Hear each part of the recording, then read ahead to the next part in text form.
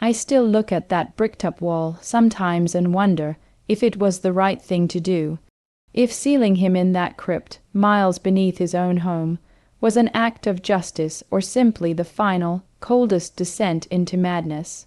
What do you do when a man, a friend you trusted with your life, not only humiliates you to your core, but then dares to mock your family's ancient honor? He took everything from me, my dignity, my name, my peace, and all I had left was the burning, icy need for revenge. And not just any revenge, but one where the avenger must punish with impunity, where the victim would know the terror of their fate until their final breath. I ask you honestly, if you had nothing left but that singular, devastating purpose, would you have carried out the perfect, untraceable vengeance? Tell me if you would have done the same thing. To truly understand what happened that night, you have to understand the two of us, Fortunato and me. My name is Montresor, and once upon a time, Fortunato and I were not just acquaintances, but close confidantes in the labyrinthine world of Italian nobility and wine connoisseurship.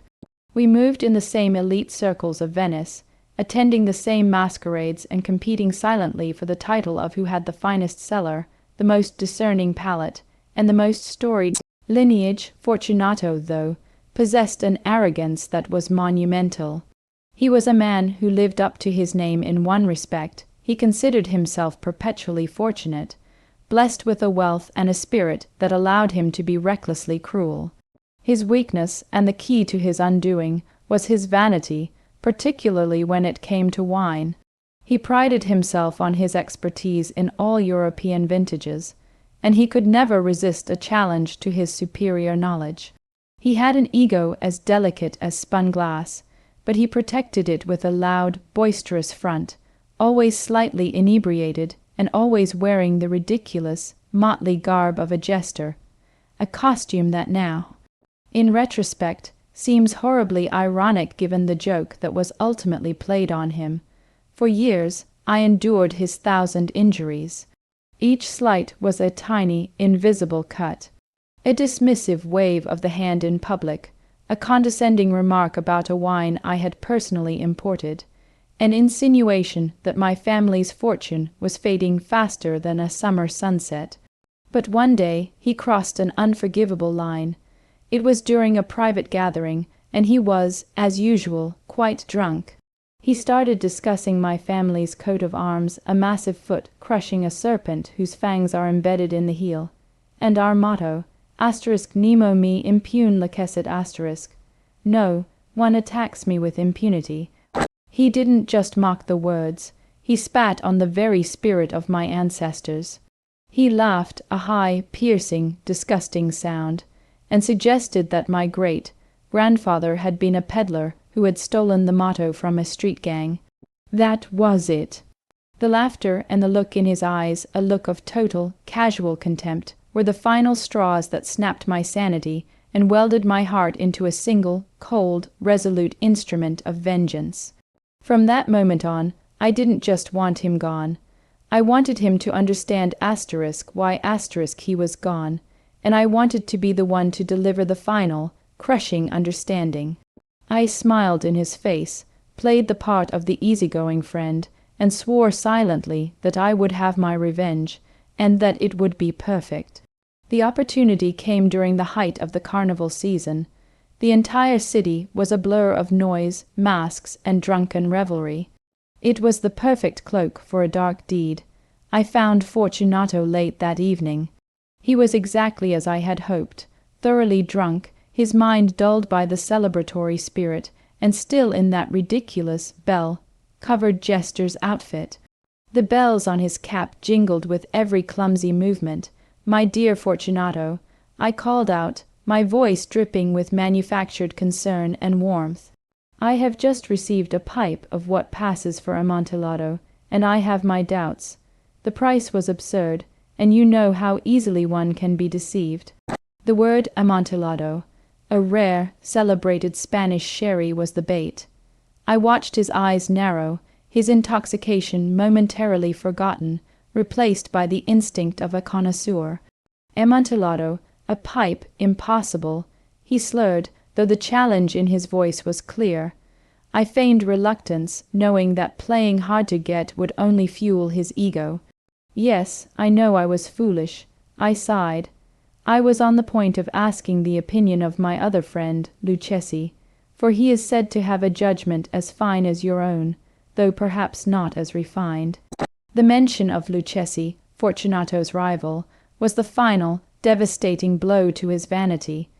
He would rather die than have a rival confirm the authenticity of a superior vintage before he did. Luchesi cannot distinguish sherry from Amontillado. Fortunato scoffed, pushing me aside. "Come, let us go. Where is it?" I smiled inwardly, a chilling, triumphant smile that no one could see. "My vaults," I whispered, ushering him toward my palazzo.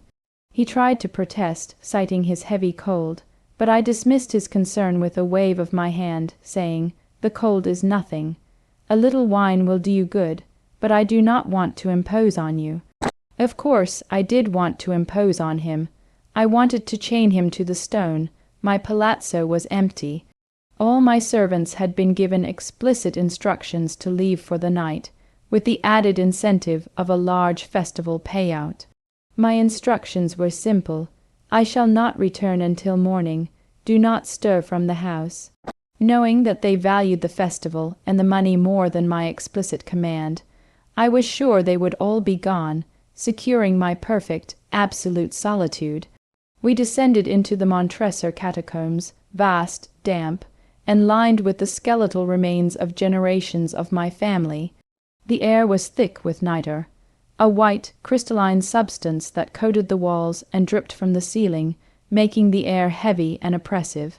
Fortunato's cough worsened with every step.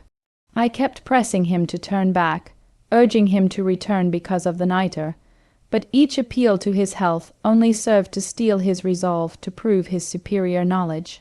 To keep him going, I gave him a bottle of Medoc wine, a robust vintage, which he drank in a single gulp, his eyes flashing redly in the lamplight. "To your buried ancestors," he toasted, raising the empty bottle, "and yours," I replied, a dark, double meaning in my words that he was too drunk and too blinded by vanity to grasp. We walked deeper, passing beneath arches and into chambers filled with the bones of the dead, piled high into ghastly walls. I noticed a subtle change in his manner. He started making strange gestures, signs that were part of a secret society, the Freemasons. "You are not of the Brotherhood," he said, staring at me with a drunken, challenging gaze. "Yes, yes, I am," I replied, reaching inside my cloak and producing a trowel, the tool of a bricklayer. "Behold," I announced, and his eyes widened in confusion, not horror. He still thought it was all a joke. So that's the situation I was in, alone in the crypt, with the man who had ruined me, and he was completely oblivious to the doom I had so meticulously prepared for him. I had endured the injuries for years, played the waiting game, and now I had him exactly where I wanted him. Drunk, coughing, and obsessed with the promise of a wine that didn't even exist. I had the trowel, I had the bricks and mortar waiting, and I had the deepest, coldest part of the catacombs as my stage. Before I tell you what happened next, the final, terrifying moments of Fortunato's life and the perfection of my revenge, I want you to pause and comment below what you would have done in my shoes. Would you have let him go, or would you have carried out the ultimate act of vengeance and justice, knowing that your life could never be whole again until you had the final word? Finally, we reached the far end of the Montresor vaults. There was a small recess, 4 feet deep, 3 feet wide, and 7 feet high. An alcove dug into the surrounding rock. Within it, nothing. I held up my lamp. "There," I said, pointing toward the furthest wall. "The Amontillado is within." Fortunato was so eager, so blinded by the sherry, that he rushed forward without a second thought, his bells jingling one last time.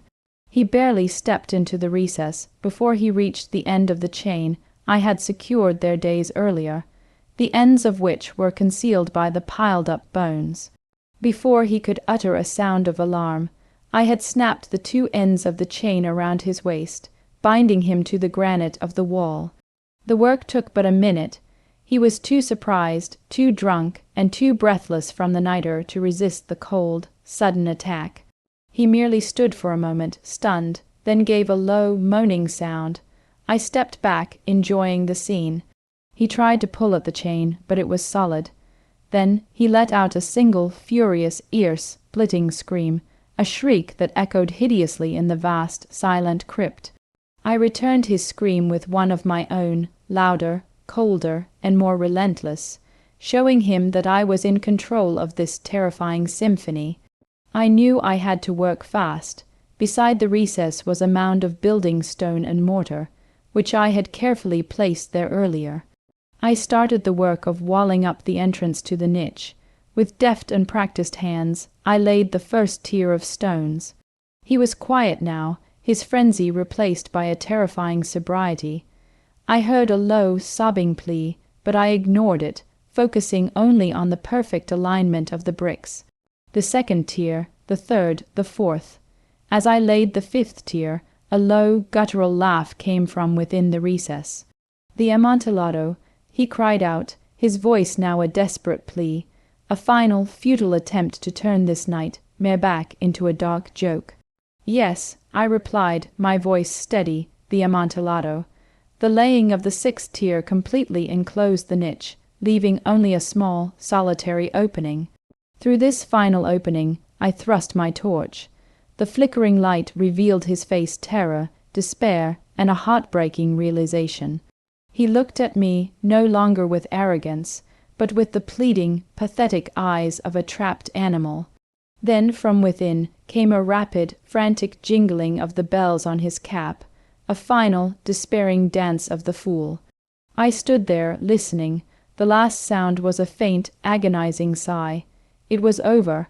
I finished the final, crowning stone, plastering it into place with careful, meticulous precision.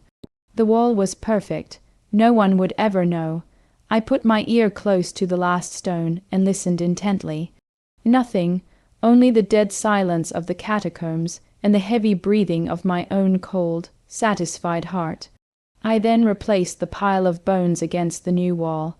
I left the crypt, ascending back into the noisy, living world of the carnival. 50 years have passed since that night. 50 years, and no one has ever disturbed the wall. Fortunato's disappearance was accepted as a consequence of his drunken, impulsive nature and the wild, unpredictable nature of the carnival. I tell this story now, perhaps because the old guilt, or perhaps the old satisfaction, has finally become too heavy to bear alone. I am an old man now, and no one, not a single soul, has ever known the fate of Fortunato, or the precise nature of my revenge. But as I look back, I know one thing for certain. I achieved my perfect revenge. The insult was repaid with impunity. So that is the end of the story, the terrifying truth hidden beneath a wall of stone and a half century of silence. My conscience, perhaps, is not perfectly clear, but my honor, my family's honor, was restored. The Montresor motto, *Nemo me impune licessit*, was honored in full with a chilling, final devotion. I leave the judgment to you, the audience who have sat with me through this long, dark confession. Like this video if you were on my side, if you think that some transgressions can only be paid for with a life. Subscribe for more stories like this, where I bring you the darkest corners of human vengeance and betrayal. And please, share your final thoughts on this whole mess in the comments section. Tell me, was my revenge just, or did I become the monster I sought to punish? I'll see you all in the next story.